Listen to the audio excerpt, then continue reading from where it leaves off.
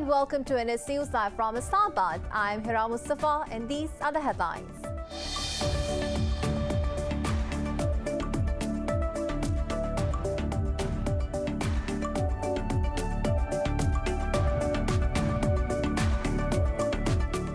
Pakistan is observing the second anniversary of Operation Swift Retort as Surprise Day.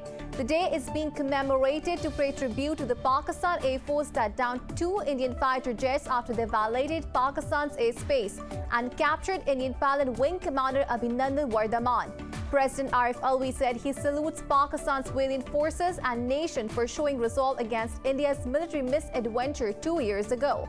Prime Minister Imran Khan said Pakistan responded with determined resolve at a time and place of its choosing. Addressing a ceremony, Air Chief Marshal Mujahid Anwar Khan said Pakistan's desire for peace should not be misunderstood. Saudi Arabia has rejected U.S. reports' findings that the Crown Prince approved the plan to kill or capture journalist Jamal Khashoggi in 2018. In a statement, Saudi Foreign Ministry termed the report negative and false, saying the journalist's killing was a heinous crime by a rogue group. Earlier, the U.S. sanctioned 76 Saudis, including senior intelligence officials, under a new policy, the Khashoggi ban.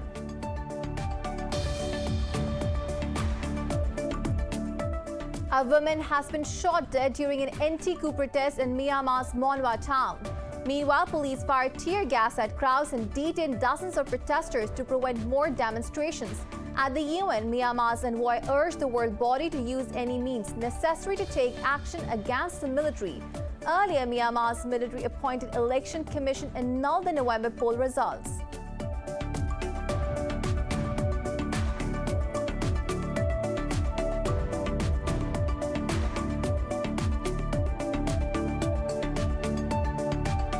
In Iraq, 5 people have been killed during anti-government protests after security forces fired live ammunition to disperse the crowd.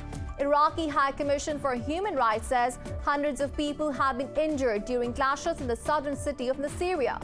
The protesters are demanding the removal of Nasiriyah's governor and justice for protesters killed since 2019.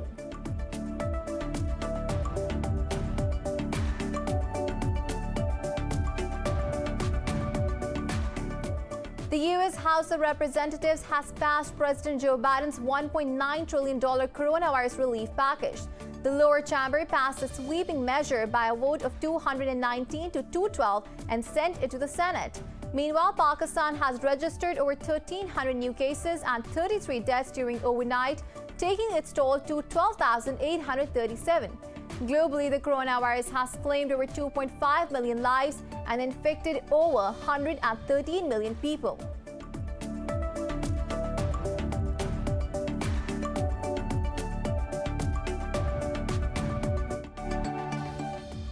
Well, these were the headlines. News in detail coming after the short break. Stay with us.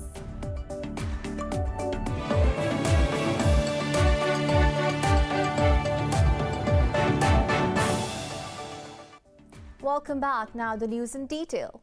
Pakistan is celebrating the second anniversary of Operation Swift Retort when Pakistani forces responded to Indian aggression.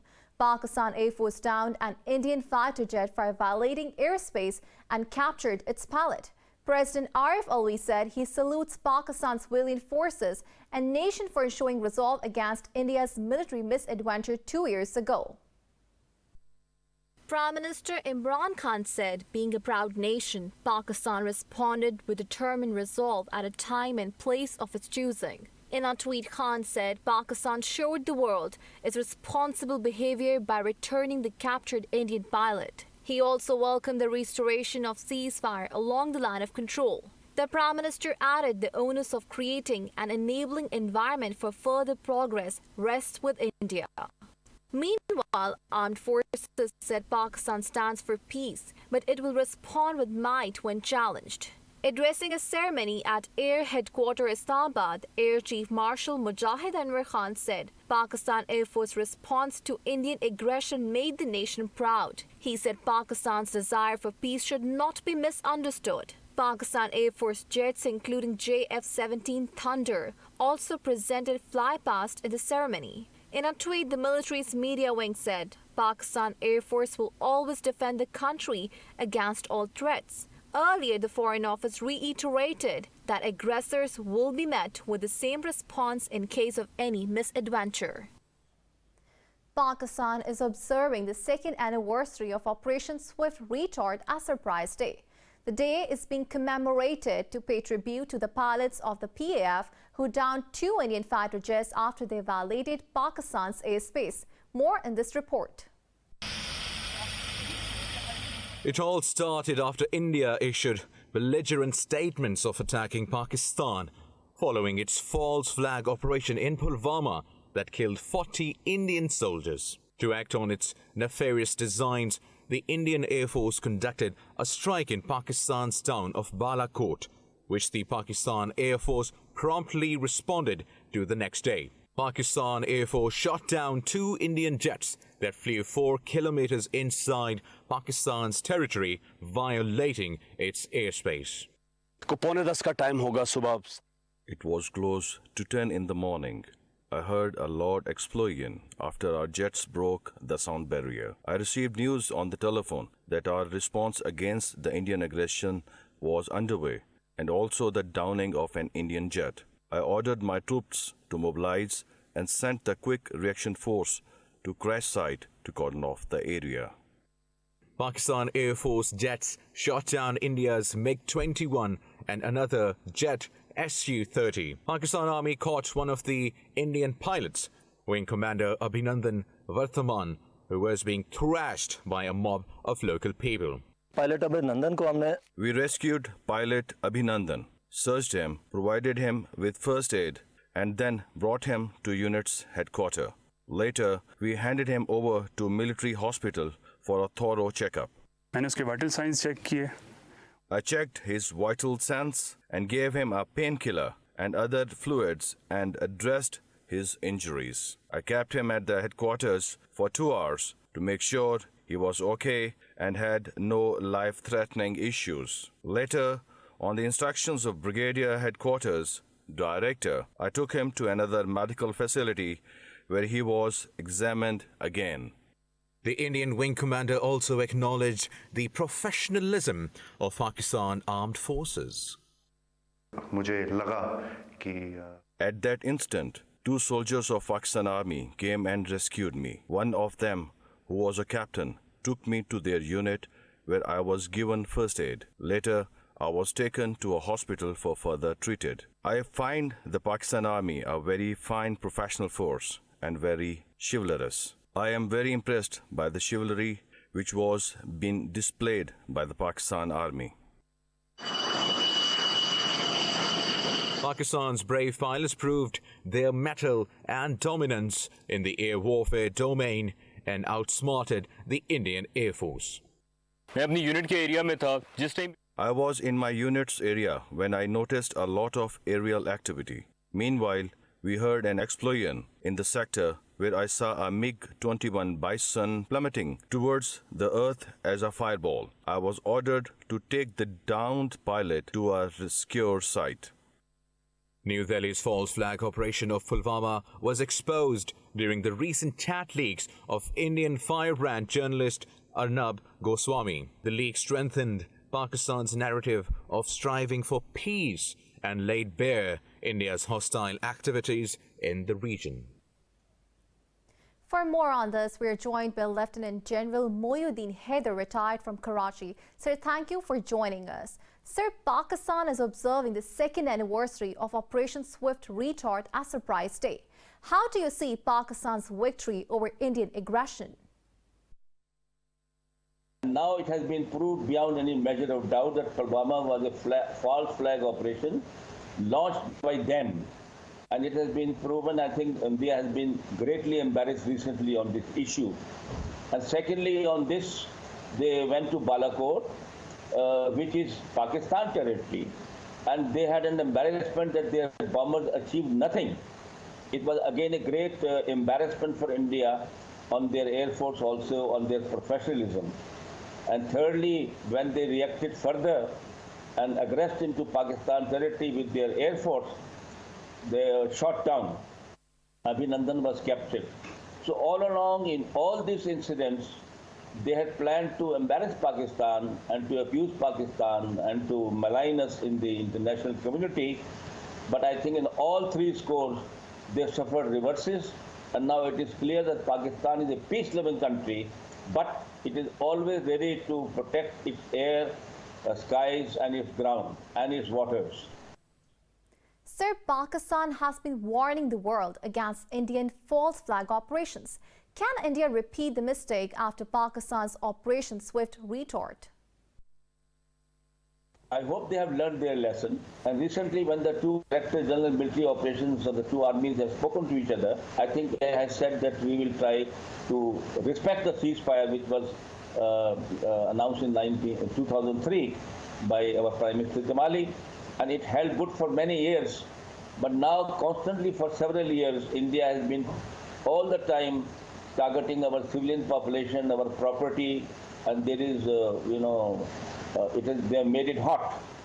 But now I think they have said that we'll respect this ceasefire on the LOC, and we will try otherwise to bring down the temperature and try to improve things. Let us hope what they have said, it will be seen in the next few weeks and it will be clear to us. But at the same time, we have to remain prepared and we have to keep our guard up all the time. Sir, thank you so much for talking to Indus News. And now for more on this, we are being joined by Air Marshal Shahid Latif, retired. Sir, thank you for joining us. Sir, Pakistan Armed Forces defense posture has been once again tested in Operation Swift retort that has crushed India's rhetoric of being the most powerful regional power. However, we have also seen obnoxious remarks from Indian media after recent ceasefire agreement. What would you say on that? I think the remarks by the Indian media have now become a common feature, and we don't take them seriously in the sense that they're full of exaggeration and full of false propaganda.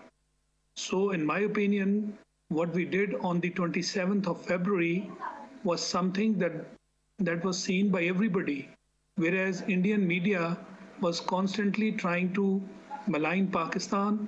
And before that, if you saw the Indian behavior, it was followed by a false flag operation in Pulwama, which is also a routine matter now with India. And they think that by speaking aggressively against Pakistan, they can invite the attention of people, and that is the way they can win votes. So India does not figure out with us, but Pakistan figures out every time in their election campaign. Sir, Pakistan has been warning the world against Indian false flag operations. Can India repeat the mistake after Operation Swift retort? Indians should have learned their lesson. After decades of 1965 war, we repeated our performance, and we showed them that even today, Pakistan Air Force is fully capable and fully vigilant in terms of facing India on any account. Any operation against Pakistan should be thought of. Follow-up to the false flag operation earned them huge embarrassment, and nothing that they claimed.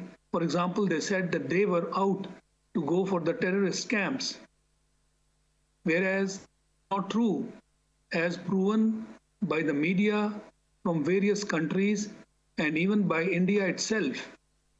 So they did not attack any terrorist camps over there. They just came and launched attack in an unknown area, and that they termed as Balakot and terrorist camps.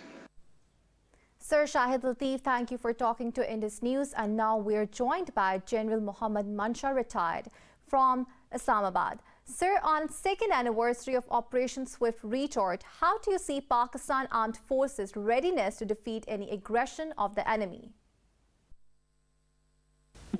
First, we need to reflect on the background of this, the so-called surgical strike.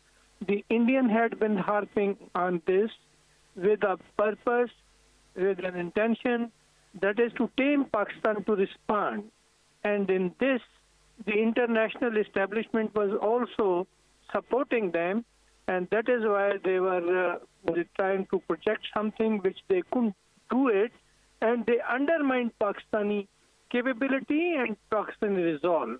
And I think this was a God-given opportunity that Pakistanis, they not only calculated, but they responded in the most professional manner with that is deep calculations and a very well thought out planning. Pakistani armed forces, they have demonstrated that is a higher degree of professionalism, and Pakistani pilots, in particular Pakistani Air Force, has been always on top of the air forces of the world. So recently, Pakistan and India agreed to strictly observe all ceasefire agreements along the line of control in other sectors. Will this agreement help minimize tensions between both the countries? Such like agreements, actually this agreement existed and this was concluded back in 2003. I have been on the LOC and violations, particularly from Indian, that is a matter of routine. And such like conversations, such like agreements, these are matter of routine. And Indians really do not care much about it. Given an opportunity, they will still violate and they will create problem for Pakistan. But for the time being, it is to be welcomed because both the countries, they have their own problems. And now, not only Pakistan has its internal issues, the Indians too have very serious internal problems like Khalistan and other the problems with the Chinese border and all that. And I think it is in this backdrop that they want to have some respite and they have agreed upon for a ceasefire. Major General Mohammad Mansha, sir, thank you very much for talking to Indus News.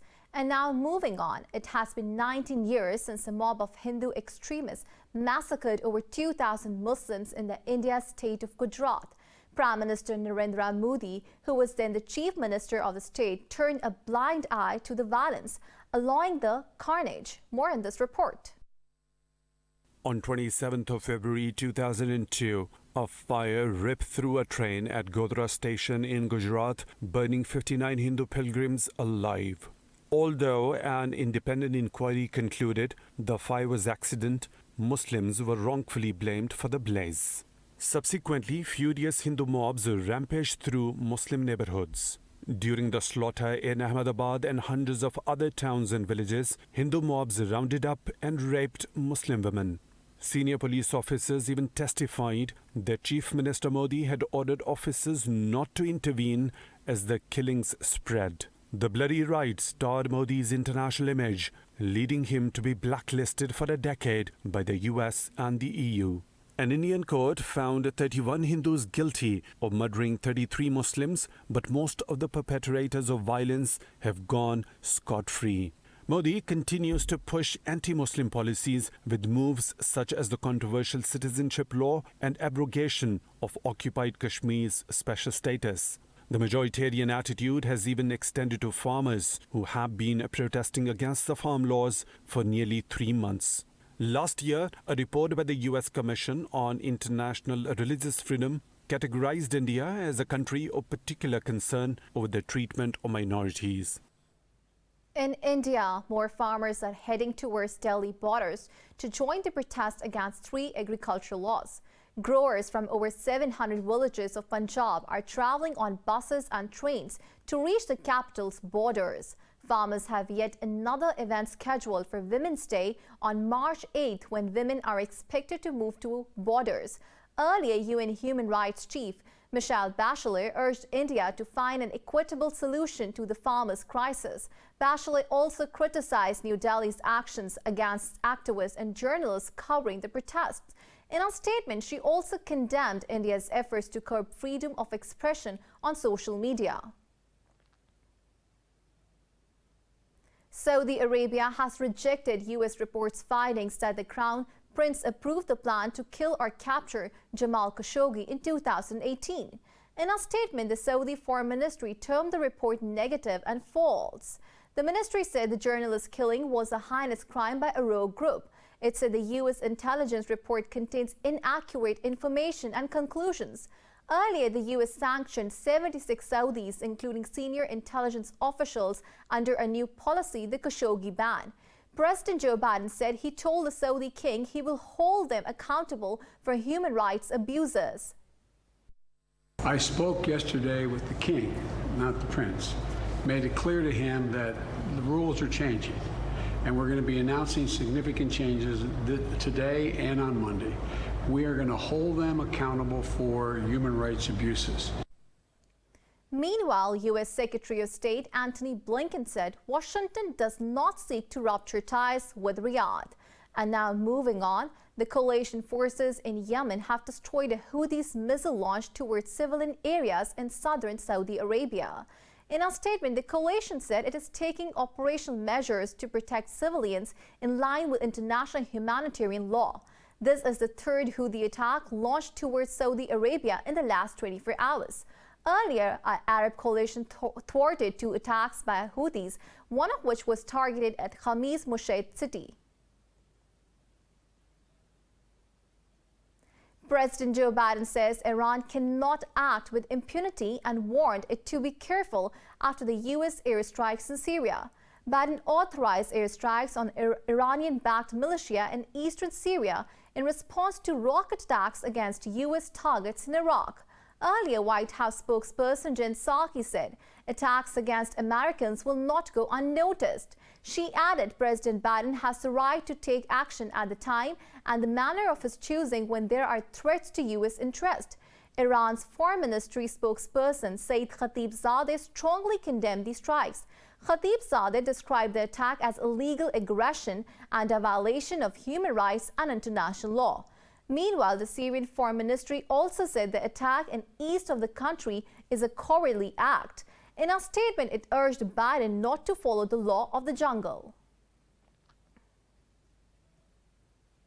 In Iraq, 5 people have died after security forces fired live ammunition to disperse anti-government protesters.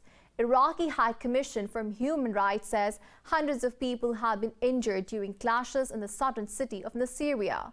It said these include several members of the security forces who got injured as protesters retaliated to fires.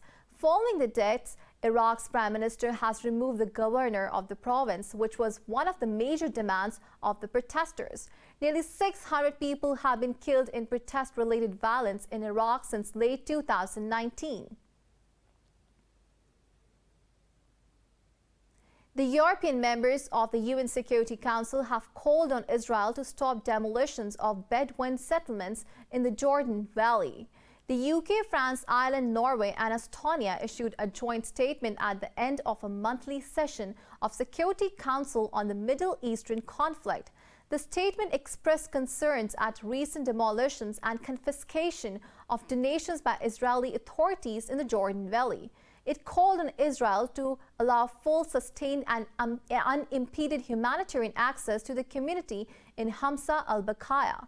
The Jordan Valley is a strategic path of land that has emerged as a flashpoint in the struggle over the West Bank.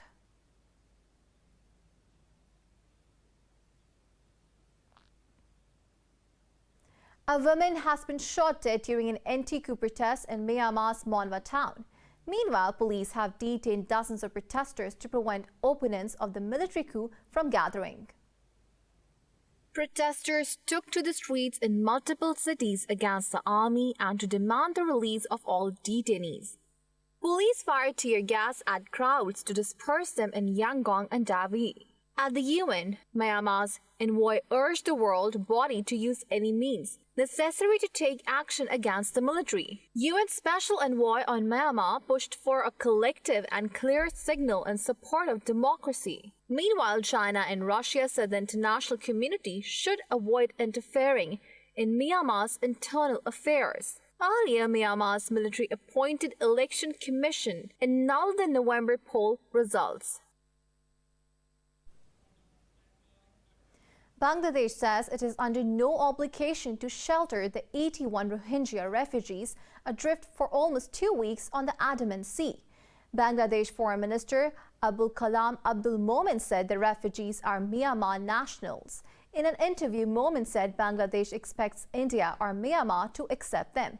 He said 47 refugees hold ID cards from the UNHCR office in Bangladesh, stating they are displaced Myanmar or nationals.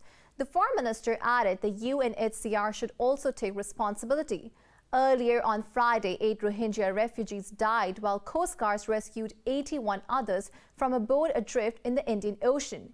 The refugees have been drifting in international waters since leaving Bangladesh on February 11 for Malaysia.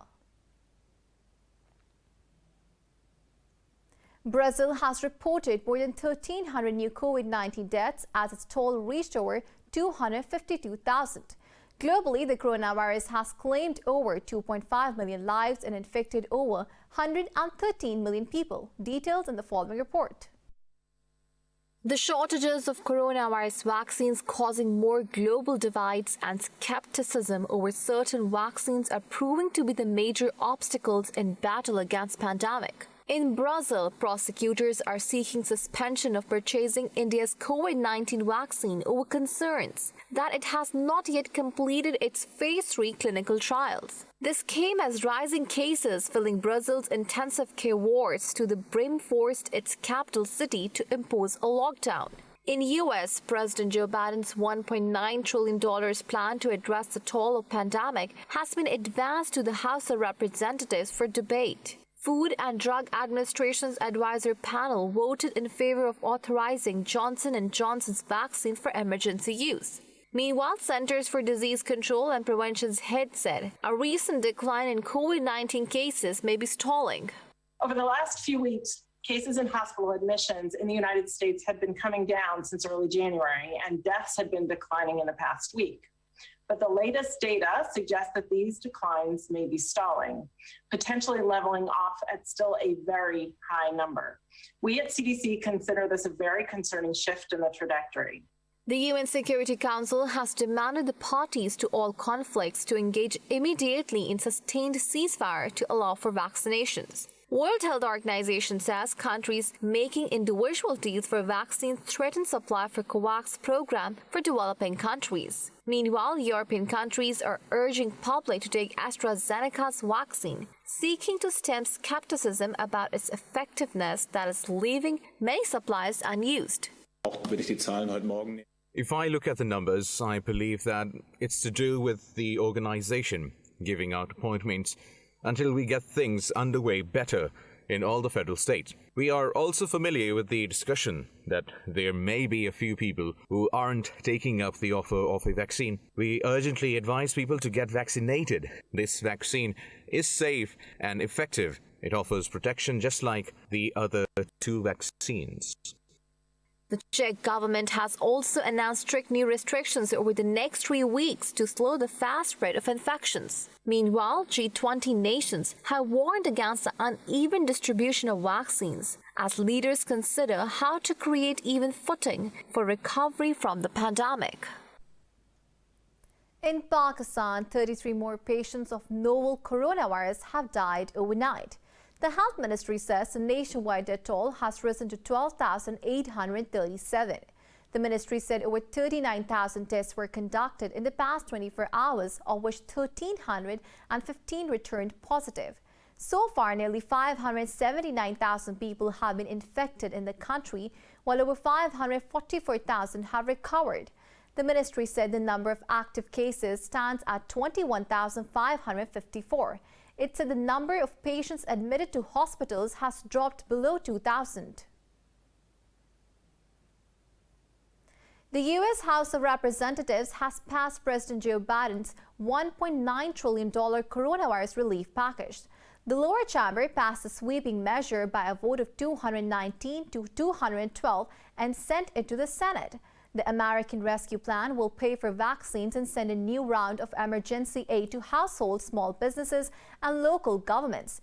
Democrats said the package is needed to fight the pandemic that has killed over 500,000 Americans and thrown millions out of work. House Speaker Nancy Pelosi said the American people need to know that their government is there for them. President Biden is expected to sign the bill into law before mid-March, when enhanced unemployment benefits are due to expire. U.S. Secretary of State Antony Blinken has visited Mexico and Canada virtually in his first official foreign trip. Blinken has started a new chapter in American diplomacy due to the pandemic. Blinken's meetings with Mexican and Canadian officials covered economic ground as well as efforts to fight COVID-19. In a meeting with his Mexican counterpart, Blinken said he visited Mexico first to demonstrate the importance Washington attaches to its southern neighbor. He also addressed immigration, saying the U.S.-Mexico border is closed only to irregular migration. Meanwhile, Canadian Foreign Minister welcomed the new U.S. administration's commitment to renew leadership and diplomacy. The U.S. Justice Department has charged more than 300 people for taking part in the deadly storming of the Capitol Hill on January 6th. In a statement, the department said at least 280 have been arrested so far. It said the investigation into those responsible is moving at a speed and scale that is unprecedented. The statement read the department will not tolerate any form of domestic terrorism or hate-based violent extremism. A Federal Bureau of Investigations official said domestic extremists have increasingly posed a grave threat for several years. He said anti-government extremist threats mark the biggest threat in 2020 and remain a top concern. In Denmark, dark winter skies have brightened up as the annual Lights Festival is underway in the Danish capital, Copenhagen. More in this report.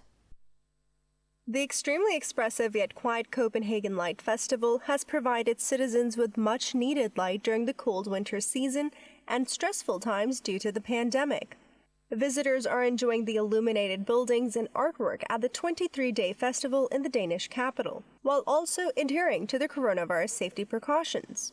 I think it's really just what people need right now, sort of a grown-up treasure hunt, moving from one piece of art to another, each of them inviting for a moment of reflection, having a thought about, what life is about these days.